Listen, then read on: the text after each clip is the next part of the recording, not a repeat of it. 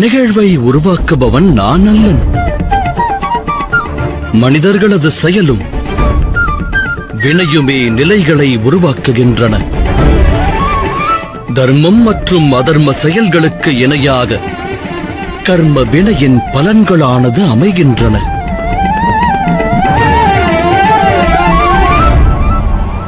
கங்கையின் மைந்தர் தம் சகோதரியின் விவாகத்தை இரு விழியற்றவரோடு நடத்தி தம்முடைய மனதினில் பழி என்னும் உணர்வினை உருவாக்கிவிட்டார். தாம் தமது சகோதரியின் 50 பிள்ளையரை அரியணையில் ஏற்றும் சபதம் எடுத்து இன்னலனும் நிலையை தம்மை சுற்றி உருவாக்கிவிட்டீர்கள்.